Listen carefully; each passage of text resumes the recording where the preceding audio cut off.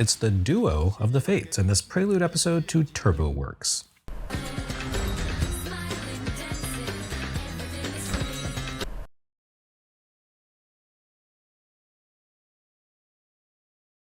NES Works has made its way well into 1989 at this point, with Segaiden not too far behind.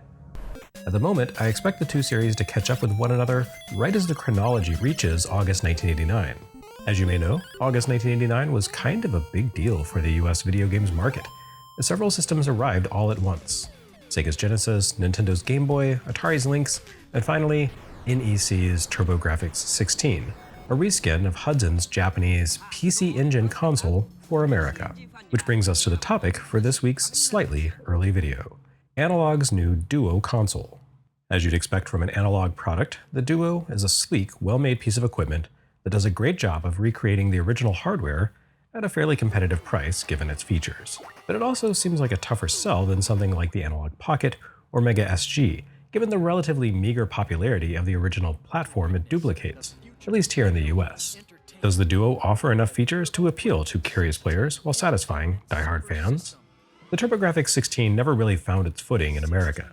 You could chalk that up in part to the NES's entrenchment here, in part to the system launching head-to-head with the more technically impressive Genesis, and in part to the fact that its creators didn't seem to have the first clue on how to sell Americans on their system. None of these things actually reflect on the quality of the TurboGrafx 16 itself. In a lot of ways, the TurboGrafx was probably the coolest console to reach America in the late 80s. It didn't have a particularly large library in the US, and NEC and Hudson missed tons of opportunities to localize some of the top import creations for the system. But thanks to the majority of its releases consisting of the best selections from the PC Engine's massive library, the games we did see here generally ranged from great to incredible. Even the iffy ones were usually pretty interesting, either from a gameplay or technical perspective. And the Analogue Duo aims to give retro gaming enthusiasts a way to experience all of those games, both for TurboGrafx and PC Engine and SuperGrafx, in a single, streamlined device that supports the Turbo CD lineup at a minimum of fuss. Oh, and it also supports the PC Engine CD-ROM. And, what the heck, even the SuperGrafx, for the weirdos who own all 6 of those games. Why not? But the Duo isn't the only option on the market these days. How does it stack up to something like the Mr. FPGA platform, which has a phenomenal TurboGrafx core? You also have a few different plug-and-play options for extracting the most out of original Turbo hardware too, thanks to the likes of Crix's EDFX and the Terra Onion Super SD System 3. For that matter, even Analogue's own Pocket handheld competes with the Duo. Currently, it supports a very capable open FPGA core for Turbo and Turbo CD, and a 2-card adapter and official core will supposedly ship early next year. So, how does the Duo stand out from the many other options on the market? Well, the first thing it has working in its favor is its simplicity and seamless support. The Turbo hardware ecosystem was, let's be honest, an absolute mess. You had the original TurboGrafx hardware, the Turbo CD add-on, and the Turbo Duo all in one platform, plus the Turbo Express. That's not even getting into the Japanese side of things, where the PC Engine was followed by the CoreGrafx, the CoreGrafx 2, the PC Engine Shuttle, and the CD-ROM expansion, the Duo R, the GT, the LT, and don't forget the Pioneer Laseractive and the SuperGrafx. The Duo's greatest strength is that it combines the sum total of the TurboGrafx platform into a single device that offers a no-fuss, plug-and-play experience. It plays any game from any region, supports modern and classic controllers, and effortlessly connects to TVs via HDMI. That's quite different from the original TurboGrafx 16, which had some frustrating limitations. For example, the system only offered RF output out of the box, even though the NES had launched 4 years earlier with composite jacks. Turbo fans had to utilize the hidden connector on the system's backside to get the most out of their console. That port allowed the TurboGrafx to connect to better output options, like the Turbo Booster, which enabled composite video and stereo sound, and the Turbo CD, which added those features, along with CD-ROM support. Now, the Analogue Duo does not include this port, which means that it can't connect to either of these original peripherals. It's not really a strike against the Duo, though, because it renders those devices completely superfluous. The original Turbo Duo console combined the TurboGrafx and Turbo CD into an all-in-one combo unit that could play games off cards and discs, and offered both stereo sound and composite video. Analogue has designed the Duo in the form of its namesake, rather than the basic TurboGrafx console. It's not quite a legally actionable design, but it certainly pushes the boundaries. The Analog's low profile and side-by-side design, with a HuCard slot on the left side and a disk drive on the right, make the reference obvious enough. But then Analog went further. I mean, check those scalloped edges. Also, the right half of the machine includes a mirrored insert that resembles the original Duo's disk compartment window, which is a strictly aesthetic choice given that the Analogue Duo makes use of a simple front-facing slot rather than the original's open disk drive with a spring-loaded door. The original Duo didn't just feature a disk drive, it also included an integrated system card. That's another messy thing about the Turbo ecosystem, by the way. CD games required one of several different memory expansions. Analogue Duo builds that system and arcade functionality into the console, so you don't have to worry about tracking down those different supplemental cards, which is good considering that some of them can cost more than the Duo these days. The original hardware also made use of a regional lockout system. CD games required a system card from the proper region, while card-based games reversed the order of their connector pins from one region to the other. The Analogue Duo plays all games from all regions on all platform variants, including the TurboGrafx. The only real limitation I found to the console's feature set has to do with the physical design of the card slot. Original hardware featured open exposed slots. Even the Duo, which had card media beneath a flip-up panel reminiscent of the disc door. Analog's approach looks nice and clean, but it does mean that non-standard card media, by which I mean Crix's Turbo EverDrive Pro flash card, doesn't fit into the slot due to its raised acrylic faceplate. The Duo does work with the EverDrive, but you need to unscrew the faceplate and expose the card's chips. This is probably fine. In theory, you could probably use lockout-busting card extenders to let you use the EverDrive intact. Region-free TurboGrafx play was as simple as reversing the order of connector pins, so plenty of third parties made adapters that sit between the card slot and a HuCard to switch things around. And since the Analogue Duo can automatically detect and adjust to a card's region, plugging an EverDrive into an extender would make for a simple, albeit graceless fix. It's worth noting that the Analogue Duo allows you full software support with an EverDrive, including CD-ROM games. On original Duo hardware, as well as on standard consoles with a Turbo CD peripheral attached, the integrated CD drive prevented you from launching disk-based titles from the card slot, as the connector port overrides it. That doesn't happen on Analog's system. For this review, I've played and captured a handful of games on 3 different setups. A Mister with a USB gamepad via Analog RGB out, a TurboGrafx 16 with Turbo Booster enhanced composite video, and the Analogue Duo. I also took the Turbo Duo into consideration, as well as a Super Graphics connected to Terra Onion's Super SD System 3, but ultimately opted not to spend much time with either, since the former had severe regional limitations, and the latter has a terrible user interface. As for the games, I've captured footage from original media where possible.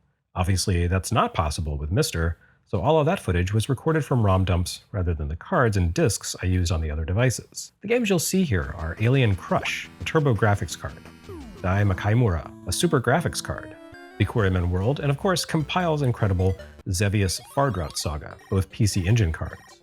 On the Duo, I also captured Monster Lair and Ys Book 1 and 2 from disk, while those were booted from dumps via EverDrive on the other systems. And finally, universally representing the Turbo EverDrive Pro, we have naturally Dracula X Rondo of Blood. The Duo hardware does have one other notable limitation. It doesn't support original TurboGrafx peripherals by default. NEC made the bizarre choice to completely change its controller connector design midway through the platform's life, and the Analogue Duo uses the same revised port format as the Turbo Duo, a standard mini DIN 9, which doesn't work with the larger DIN 8 that NEC used for the original TurboGrafx ports. Although you can buy aftermarket adapters cheaply enough, this is a small complication in a device that attempts to streamline the process of sorting through the quirks and inconsistencies of the TurboGrafx universe. For the most part though, the Analogue Duo really is fairly seamless. In addition to the card and disk slots and a single Duo-style controller port, it also includes an HDMI port, 2 USB connectors, and an SD card slot. The SD card slot is by far the most significant of these features. As with previous analog consoles, you'll eventually use the SD card slot to flash firmware updates onto the system. And although the Duo disappointingly lacks the Analog Pocket's open FPGA framework to allow third-party programmers to create alternate cores for the system, I give decent odds that the Duo will end up seeing some sort of jailbreak after launch to allow users to sideload game ROMs or ISOs from SD card without needing physical media. But for the time being, the SD card also duplicates the original console's built-in memory feature. The TurboGrafx and its siblings included a small amount of integrated rewritable memory to allow players to save their progress in games. Unlike those older consoles, the number of game saves supported by the Analogue Duo is limited only by the size of your SD card. Interestingly, NEC offered peripherals that increased the system's save capacity, with the Turbo Booster Plus in America and the Tenno Koei 2 in Japan.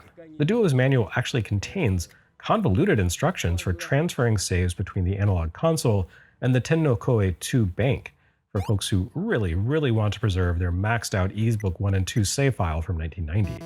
The Analogue Duo also includes wireless controller support for up to 5 people, a feature that required 5 controllers and a special external adapter on original hardware, but only requires 5 wireless gamepads here. The 8-bit Do controller's analog included with the Duo review kit works seamlessly, of course, but I don't have enough to try out 5 at once. Nor, for that matter, do I own any of the handful of games that supported that many people. Of course, the real question is, how does it play? Being an analog device, the Duo obviously relies on FPGA technology to simulate the original hardware, and it does an excellent job of it. I don't think I really need to rehash the basics of FPGA-based consoles, do I? Well, in short, the Duo uses a processor that emulates the TG16 at the hardware level, rather than emulating through software. I'll let people hash out the pros and cons of FPGA versus software emulation in the comments. Here's what I care about. I am not a technical person like Digital Foundry. I'm here for the history and also just for the experience. In preparing for this review, I tried out several different forms of TurboGrafx technology, all running on an old-school CRT, before diving into the Duo. Out of all of these formats, the experience that felt best to me was the original TurboGrafx with Turbo Booster. Between the satisfying build quality of the original controller and the way the slightly janky composite video quality softened the video, it just seemed right. So that's the standard the Analogue Duo needs to meet. Does it feel as good as a TurboGrafx? And the answer is, well, almost. Like all of Analogue's products, the Duo has shipped as a good product that will eventually become great. At the moment, it's missing a few capabilities that have been promised to arrive in the near future. For starters, unlike all the other hardware I tested, besides the TurboGrafx Mini, the Duo doesn't run on standard definition TVs yet. Support for the analog DAC has been promised, but it's hard to know when exactly that will arrive. We're still waiting on DAC support for the Analog Pocket 2 years later. Hopefully the Duo's DAC support won't take that long to arrive. The Duo also currently lacks some core functionality that will arrive with a future firmware update, most notably save states. Analogue has said these features will arrive by Christmas, and the company has been good about delivering promised features eventually, but I would have liked to have given them a shot for this review. The current operating system still includes a healthy variety of features that put it on par with the Mister Core. Beyond its full compatibility with the worldwide TurboGrafx library on all formats, including SuperGrafx, the Duo offers several additional elements to set it apart from competing devices. For starters, it presents its features through a clean, straightforward interface. It's more elegant than the Mister's no-frills approach, and infinitely more pleasant than Terra Onion's disastrous Super SD System 3 front end. Duo's menus expand on the Analog Pocket's system. This holds especially true for the library feature, which includes predefined information for what appears to be the full extent of the console's licensed releases in all regions. The Duo uses the library function to recognize any card or disc you place into the console, but rather than only showcasing the games you've actually played, the OS lets you access info on every Turbo and PC Engine game from the outset. You can skim through the library alphabetically, by region, and by date, a nice feature for collectors, historians, or the merely curious. Although the Duo isn't the first analog product to support games on optical media, the Mega SG also shipped with support for the Sega CD attachment, it's the first to incorporate an optical drive into the system itself. I think this boiled down to a matter of necessity, given that buying a standalone Turbo CD attachment with all its hard-to-find requisite cables would cost almost twice as much as the Duo itself. But that addition does make this a more fragile device than the dense, solid-state products Analogue has shipped to date, which is probably why the system shipped in a much larger, more padded box than usual. The first thing you'll notice about gameplay footage here is that, having been recorded in high definition via HDMI, footage captured from Analogue Duo looks a lot crisper than either of the other two options that I used. That will likely be the case even if you play the console on a standard definition TV once DAC support arrives. DAC output for Super NT and Mega SG looks far cleaner than any other analog video option for those platforms. arguably even Mr. But for those who find 256 by 240 pixels of pure 16-bit sort of imagery a little bit too intense when blown up to HD TV size, the Duo offers a respectable selection of display filters. I'm of the mind that screen filters won't look truly convincing until we start seeing them in UHD, such as with the RetroTink 4K, but the Duo offers a decent set of options to suit different tastes. You'll find the richest set of options by far under the CRT menu header. The Duo's faux CRT display attempts to recreate the look of Sony's Trinitron family of screens, with options that target a range from standard consumer sets to professional video monitors.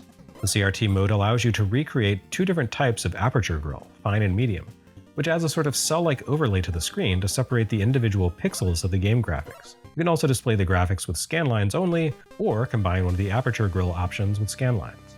Of course, the more and denser options you activate, the darker the screen will look. I don't really recommend combining scan lines with the fine aperture grille, as that will make the visuals much dimmer and duller than they would have appeared on an actual TV. The issue being that standard HD sets just don't have the resolution to recreate the way the phosphorus glow of a CRT display beam bled light past the edges of the scan lines. Still, there are enough options on tap here that you should be able to find a setup that works for you. If you find the standard display too intense, but don't want to activate fake scan lines, you can also switch to a composite video-inspired color palette, which mutes the vibrancy of the graphics slightly. The Duo also offers two screen modes inspired by NEC's portable systems, the TurboExpress and the PC Engine LT. The TurboGrafx Mini also included this feature, but I can't really imagine anyone wanting to experience their games this way on a full-size screen.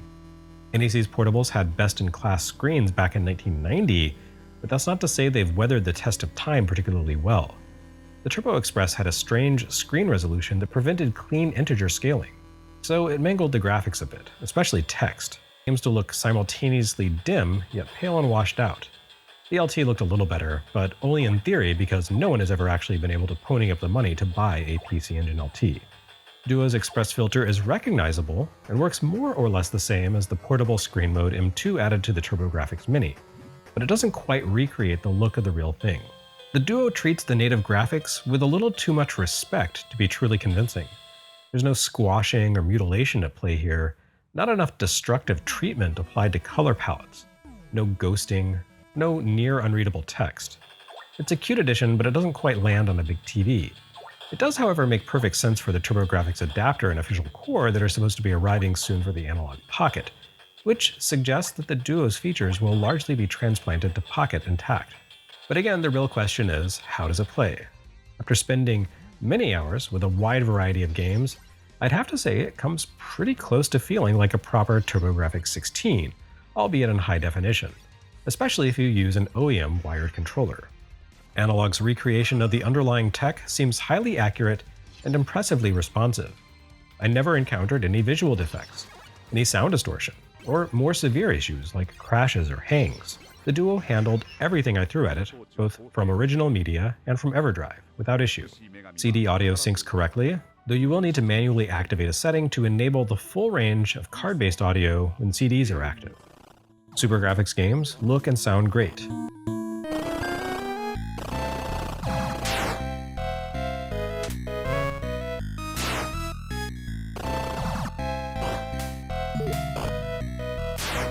And it feels good. I'm a delicate young man, sensitive to display and controller lag, and I didn't experience that with Duo. Any shortcomings you see in the gameplay footage throughout this episode are a function of my incompetence, not anything to do with the Duo. Although I don't think the Duo quite lives up to its potential yet, once the features Analogue has announced for its post-launch window arrive, namely more expansive system options and DAC support, the Duo strikes me as the most effective way to play TurboGrafx games in a present-day setup, even if it never receives a jailbreak to allow sideloading. Now when I say most effective, I'm weighing multiple different factors here: capabilities, cost, ease of use, and features. The Duo has the ability to play original media on 5 different formats across all regions with the same quality as Mr. or original hardware. Of course, while Mr. can connect to OEM controllers with the correct adapter, something the Analogue Duo also requires for pre-Turbo Duo peripherals, it doesn't support original media. That probably doesn't matter too much for newcomers, given the prices on authentic TurboGrafx games these days, and those certainly won't be coming down once the Duo arrives. But for collectors who want to revisit their libraries without needing to worry about upscaling old hardware to HD, or refurbishing aging capacitors, it seems like an easy sell. Cost-wise, the Duo is reasonably priced at $249. A working, well-kept TurboGrafx 16 is going to run you nearly that much on its own, and a complete Mister is going to cost north of $500. And if you want to play super graphics and disc games on original hardware, you're looking at sinking $600 to $800 into that console with either a disk drive or a flash drive. Of course, there are other costs to Duo that need to be considered. If you decide to add an EverDrive and DAC to the Duo, your investment starts to creep into Mister territory. Yet you won't have access to the vast array of cores the Mister offers. Or for that matter, the impressive array of OpenFPGA cores currently running on the less expensive Analogue Pocket. Again, it's possible that an unofficial jailbreak may show up for the Duo soon after launch to negate the need for an EverDrive, but until that actually appears, I wouldn't bank on it. Certainly, Duo presents you with the most attractive and functional front end of all the aftermarket options. The extensive integrated library feature finally does feel like the celebration of video game history that Analogue always trumpets in their marketing. The straightforward hierarchy of features is both sensible and easy to navigate. There's less room for tinkering and fine-tuning here than on Mister. Analogue's interface is the Mac OS to Mister's Unix, which some people will prefer and others will detest. Touché. Overall though, I really don't have any complaints about the Analogue Duo. And once DAC support arrives, I suspect this will become my go-to tool for my video capture on TurboWorks. But even for people who don't have such exotic windmills as creating retrospective videos and books on the entirety of a game console's history to tilt at, Duo does have a lot to offer. The TurboGrafx 16 was arguably gaming's most interesting also-ran, and its unhappy run in the US market belies the incredible amount of excellent material that Hudson and its licensees produced for the system over the years. I don't know that the Duo will do all that much to move the needle for awareness and admiration of the TurboGrafx in the US, but I am happy to see Analogue giving this level of attention and care to a fairly niche console instead of jumping immediately to a sure seller like PlayStation or N64. Given the nature of the tech that powers it, the inclusion of an actual optical drive in the year of our Lord 2023, and the integrated support for most original peripherals, the Duo's price seems pretty reasonable, especially once you start pricing out original hardware. I do wish Analogue had included an adapter for first-generation controllers, and the minor incompatibilities with aftermarket media caused by the enclosed card slot is a minor bummer. But these are quibbles. With a clean design, excellent connectivity and compatibility, built-in memory and library features, solid screen display options, and a plug-and-play setup, it's a near-perfect off-the-shelf platform for diving into one of gaming's greatest platforms.